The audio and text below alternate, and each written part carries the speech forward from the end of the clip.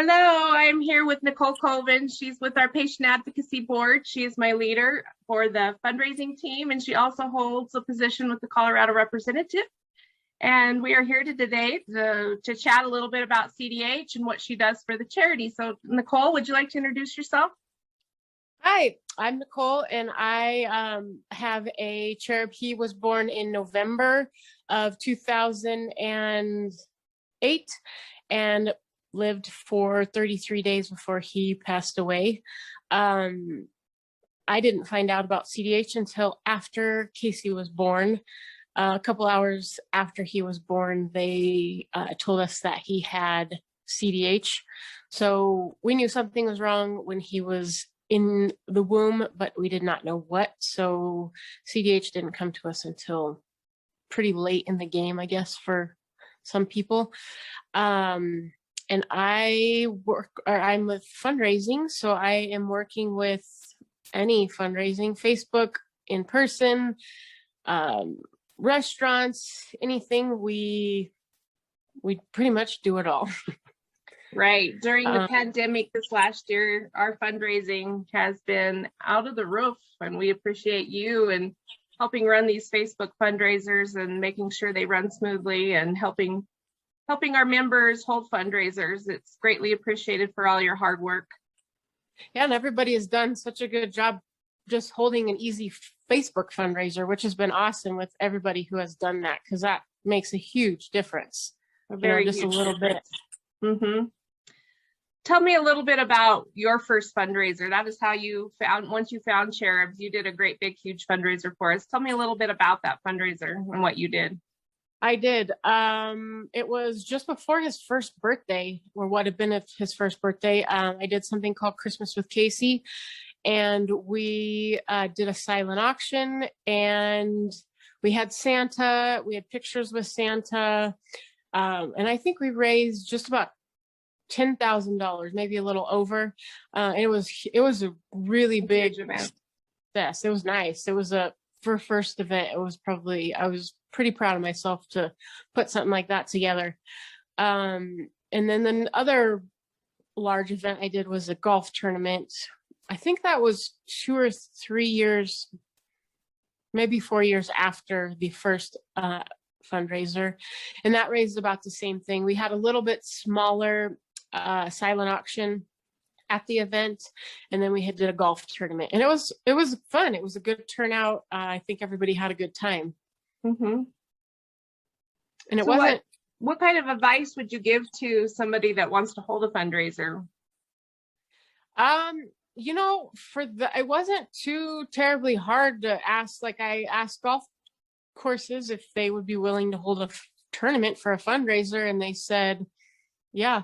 It's just asking early enough, almost a year in advance, because they kind of block off certain times, I think, for fundraisers and certain times of the year. Because I think I had to tell them in November if I wanted to do a fundraiser in July.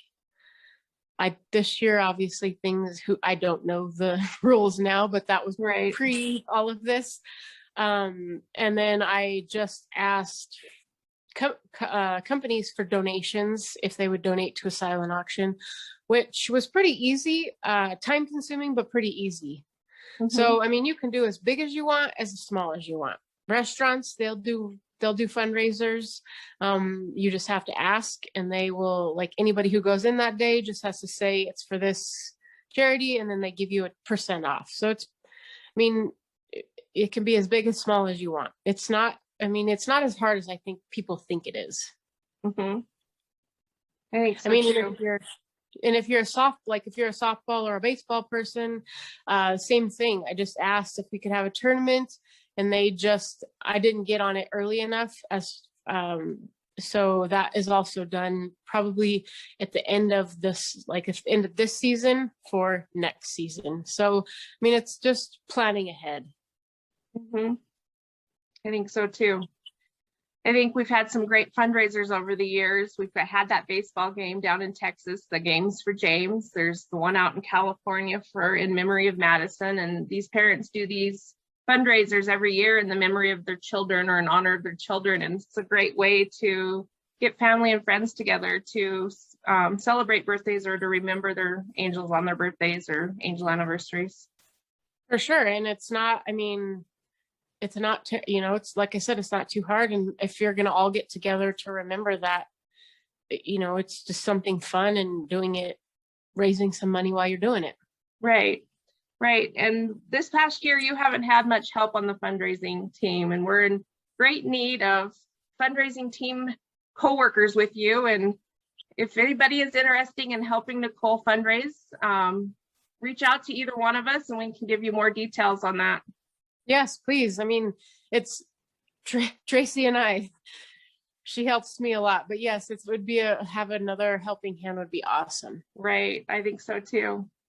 Another role you play here at the charity is working on our patient advocacy board. I'm just trying to remember when you joined the parent advocacy board. I want to say it was after Christmas with Casey, those 2-3 years.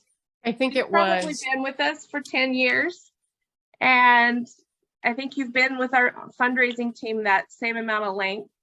I think so too. Tell us what it's like to be a patient advocacy member.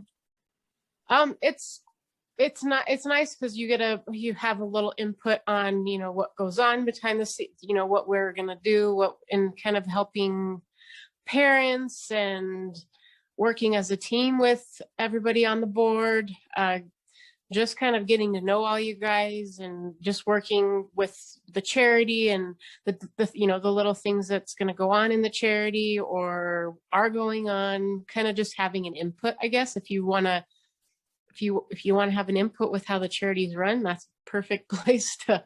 Right. I always say that the patient advocacy board is the heart and soul of the charity, and I greatly appreciate the time and input that you provide us all. Another role that you do here at the charity is the Colorado State Representative. Can you tell me a little bit about what you've done over the years in that role? Yeah, in previous Aprils, we have done, we've done like a get together. We've done a balloon release. We've done just kind of a get together, a picnic, just kind of to get the local families together and meet each other, and kind of they can have all of us have the same, we all have a connection in one way or another. So right. It's nice to meet other people who are in your same boat per se. Mm-hmm. You've done some great parade of cherubs over in the Aprils where we've done the balloon releases. And yeah, and we've done a couple summers we did a picnic, and we've had, like, you came down from Wyoming and we had a family from Idaho. Right. We've had people from surrounding have come in, and we've got to be able to meet them, and that's been fun. Right. Anytime we have our Colorado representatives get together and have a get together with families, it's a great time for families to get together, meet other families going through CDH. Sometimes we have expecting families or families recently released from the NICU, and oftentimes these relationships that we're building within our state members, they're lasting relationships. I consider Nicolle a friend, and it's more than just a working relationship. Yeah, we since when you guys came down, probably, how many years ago was that? I was trying to remember. It's been a long time. My kids were little. They were little. Yeah, so it's definitely you definitely you get bonds with people that I don't think you can have with a lot of other people, just because you have that certain, that connection, right? That same, both in the same CDH boat per se. Right. I agree. Then just a little bit to go back to fundraising. If anybody's interested in holding a fundraiser, they can reach out to Nicolle or I at fundraising@cdhi.org. And Nicolle, you also have brochures available for families if they have something that they have in mind that they would like to do. Yes, and we also have a lot of that available on the website too, on the CDHI website. Okay. But yeah, we definitely have a lot of that available for your needs or your use to kind of help you get a fundraiser started. Okay. And another great thing that we haven't had in the last year or so is a CDHI scholarship. If anybody's interested in holding a fundraiser for their child or in memory of their child, they could set up a legacy scholarship and donate every year and give out a scholarship to a CDH survivor or a member of a CDH family. That's an idea. And one I just thought of, there's a fundraiser going on right now in honor of Cole Pittman, and his mom is just walking. She's wanting to walk. I cannot remember off the top of my head how many miles, but she's just walking, and people are sponsoring or donating for her to walk. So, I mean, you could do anything like that too. That's a neat idea. We also had a family recently do a running fundraiser. They would run every so often and then come back and run again. Yep. Is there anything else that you would like to add about fundraising today, Nicolle? I don't think so, but Okay. anyone wants to help, let us know. Okay, that sounds great. Nicolle, I appreciate your time, and I appreciate all your hard work as volunteering for CDH International, and I thank you today. Thank you, Tracy. I appreciate you. Thank you.